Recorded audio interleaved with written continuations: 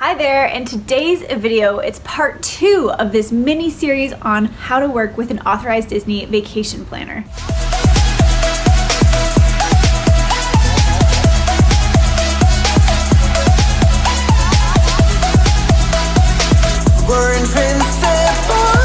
Hey everyone, welcome back to the channel. My name is Danye Phillips and I am your resource for fitness, food, and travel, specifically to Disney World. So in today's video, it's a follow-up to the phone call I had with Joy Rawls, an authorized Disney vacation planner, and we're gonna discuss all the things we talked about last week, but more in depth, more in person. I had a to-do list from last week of things that I needed to get put together to be able to discuss with her, like figuring out my budget and the budget of those who are traveling with me on the same reservation, which reservations we want to do, whether it comes to, the resorts and the hotels or the Disney dining plan. Do we want to do that? Do we not? Or restaurants around the parks, which parks we want to do on which days, things like that. Having the dates, that's probably the most important part. So you're going to see this real and raw. It's really unedited. We did not have a script or anything. We just wanted to roll with it because I know that's what you're going to do when you meet with your authorized Disney vacation planner. So hopefully this gives you some tips, tricks, and hacks on how to work with a Disney vacation planner and help you figure out if you actually want to or not. So stay tuned, and there's a little bit more at the end. Hey there, ladies and gentlemen. I'm so excited to have Joy here today. She is my personal authorized Disney vacation planner. And I've never used or worked with an authorized Disney vacation planner before, so I'm really excited to see how this is going to help make this really stress-free. And this is, really informal. This is to show you exactly how it is when we're just talking through this and working through it and figuring it out, especially when we have a couple different groups of people going on the same reservation. So sit back, relax, grab a drink, and take some notes because you're gonna need them. Let's just dive into it. Sounds good. Okay, so I emailed you a couple of bullet points. Yes. And based on our phone conversation, we have probably a lot to talk about. Yes, definitely. I'm excited. I always talk Disney. If you heard the podcast, let's talk Disney. Yes.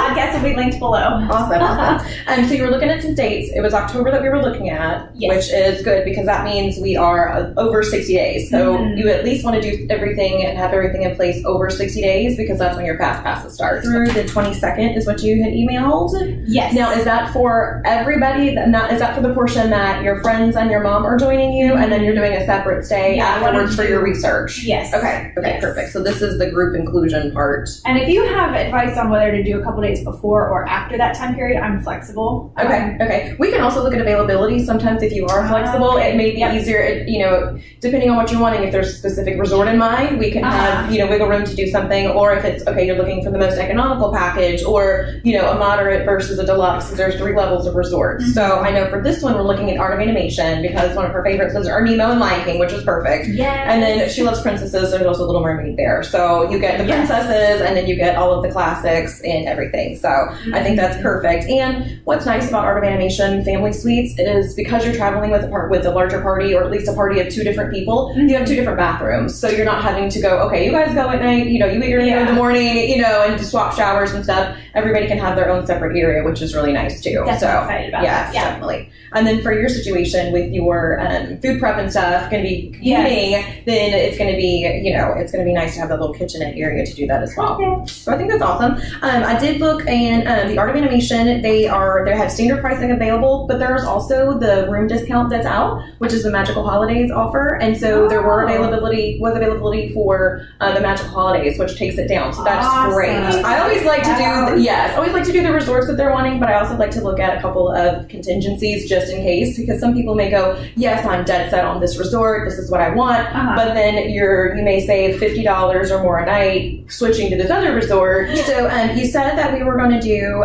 3 park days, Magic Kingdom for 2 days and Epcot for the 3rd day. I did want to let you know what you also mentioned, that Mickey's Not So Scary Halloween Party. So the dates that coincide with you guys when you're there, because you're coming in the 17th and you're leaving the 22nd. So you've got 18, 19, 20, 21 that you can kind of play around with park days if you sandwich a travel day. I love it if the client's able to sandwich and do a travel day on each end. That just keeps you from having to go, okay, let me book the earliest flight that may not be more economical, or okay, now I'm having to rush from the airport and rush to the park. If you can leisurely, enjoy your resort. I was watching YouTube videos during my cardio today on just specifically the Art of Animation. I was like, this resort is incredible. Right. Like so themed. Exactly. Incredible. So So the Not So Scary Halloween party is going to be, I was thinking the 21st is a travel day. So we actually may have another option too. The Thursday, so Mickey's Not So Scary Halloween party, the Thursday that you're going to be going is going to be that 18th. The 18th is going to be the more economical of the options. Only by about $10, so it's not the end of the world. Okay. The good thing about the Thursday versus Friday is Thursday's going to be a little bit less crowded. Not a huge difference, but as far as, it's from 7 to midnight. So if you've got kids, if you're a Florida resident, it might be a lot easier. That's so sad. Yeah, it's a late night. So if you've got kids, or if you are, like I said, a Florida resident, and you're probably going to pick Friday so you can go home and crash and sleep in on Saturday versus Friday. So that's why it's going to be a little bit less crowded. Kind of a trick with the Mickey's Not So Scary Halloween party and the Very Merry Christmas parties. When they do that, you have access to Magic Kingdom with your party ticket starting at 4 p.m. You can enter the park at 4 without using your park ticket. You're going to be using your party ticket. Gotcha. So we may take a look with their tickets, because I know that they were going to get a 3-day ticket because they're doing something separate, getting tickets procured separately. And so what I was going to see if you wanted to chat with them about is, technically on the 18th, you could do like either a resort kind of sleep-in day. You could do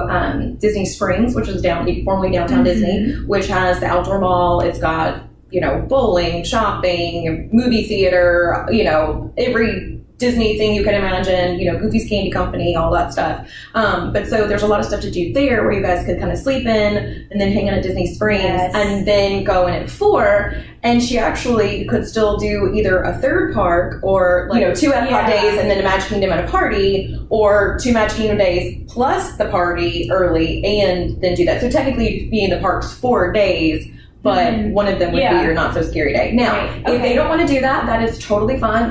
We can schedule to go in, 9 a.m. park opening, hit the ground running, and then just stay till midnight. That's no problem. It's just a longer day, but you can come and go. Yeah. So you I don't think that will be the case, because all of us are pretty between the 6-year-old and between the 28-year-old.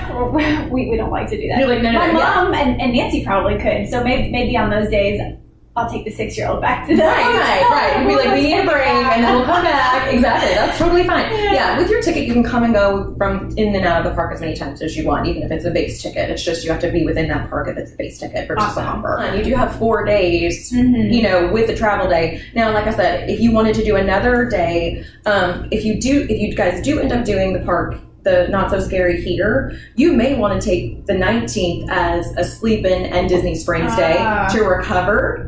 You see what I'm saying? Either you're kind of prepping or recovering. So if they did want to do the park day, then we would hit the ground running Thursday for Magic Kingdom, and then take a little break midday, get rest up for the party. Because a lot of people also like to dress up, so that gives you time to go back to the resort, kind of get ready, and then, kind of put on any Halloween garb or like costume garb. We Disney bound, so we are always themed regardless, but we do like a costume change. So, so some people like to do either. You don't have to be up until midnight, but if you want to take advantage of all the party stuff, then, Well, and how late does the Food and Wine Festival run? That one is just in tandem with the hours of Epcot. Okay. So so that is going on. Well, the booths open at 11. It's in the World Showcase, and so any of the booths and stuff associated with that, some of them are up in Future World, depending on how many booths. They had 35 last year because it was Epcot's 35th anniversary. They haven't released the number of booths this year, but some of them are in Future World. But so even though Future World may open at 9, it's going to open. They're going to open at 11. Gotcha. Yeah. Okay. Tuesday is usually Epcot's late day, so the booths will be open probably until 9. Even though Epcot's open a little bit later. Okay. So, and then I would say maybe do Epcot here to get something a little bit different, since you guys just did Magic Kingdom, and then Epcot, and then Magic Kingdom. I like that. That way we have. And then that way they're ready for their travel day. Yep. If they do want to see the Happily Ever After fireworks, we're going to need to do Magic Kingdom the 20th. If that's not a big deal, everything else is going to be the same. It's just the fireworks are different because they're the Hollow Wishes and then the Poochie Parade. So if that's important to her, then we'll need to make sure that we do Magic Kingdom this day. I mean, is there a princess experience with the happily ever after fireworks? It's not exclusively princess themed, but it is, I mean, it's got anywhere from Beauty and the Beast to Hercules to, no, it does have Moana, but they're all featured. What happens is they have the music and stuff, and it's All the Fields, I love that song. They have the projections on the castle, and so you'll literally see like it transformed into Beast Castle and into other stuff. It's really amazing how they do how they transform it with the projections. There's two options that have similar princesses for princess exclusive dining. One is going to be Cinderella's Royal Table, which is going to be in Magic Kingdom. Okay. And then the other one is going to be Akershus, which is in Norway. Okay. Now, if you're on the Disney dining plan, Cinderella's Royal Table is 2 credits because it's considered signature dining. It's in the castle. It's super fancy. And then whereas Akershus in Norway is going to be 1 table service credit. So if you're on the dining plan and that's important to you, you may want to go with Akershus over Cinderella's Royal Table. Regardless, one's going to be more expensive than the other. Cinderella's Royal Table, it does book up like 180 days in advance. It's crazy, but 6 months out, some of that's locked and loaded. But there is 1900 Park Fair that is in the Grand Floridian, which is just a monorail away from Magic Kingdom. Yeah. And it's a dinner, but it features Cinderella, Prince Charming. It's the only place on property to meet Prince Charming. And then the stepsisters and stepmother. And so they are a hoot and a half because they are just like, they're just nitpicky or they'll just be silly and crazy. And then of course the stepmother is like stone cold and, it's really fun interaction with everybody. So a lot of times if that's not available, if the main princess dining isn't, we can look at seeing if Akershus is available and still get that princess experience, royalty experience, and really make sure that she feels super fancy-dancy. If you're doing it 180 days out, you have to have a reservation link that shows them that you are coming in order to do it 180 days plus ahead of time. With it being the under 180 days, everything's open. So we can go ahead, and even before we book anything, go ahead and jump on that and get that. So I would do that as soon as possible. So whenever we're done logistics talking, we'll go ahead and do that. And then the only other thing that we're going to look at is just the dates that you're wanting to do for your a la carte stuff. If you enjoy this content and you love learning about Walt Disney World and all of the fun fitness tips, tricks, and hacks and nutrition tips, tricks, and hacks that I have for you, then definitely consider subscribing to this channel. That way you never miss out on another video. I publish new videos every Friday right now and maybe more in the future. And if you want more and you're more than just an audio or a visual learner and you want to see a book, I am publishing an ebook on how to travel to Disney and just the tips and the tricks and the hacks you need when it comes to fitness and health. If you would like to be a part of my ebook launch team, shoot me an email, Danye@thedietdoc.com, and I will give you more information there. Thanks again so much for watching, and until next time, part 3 is coming up next week. I will see you on this channel next week. Okay, love you. Bye.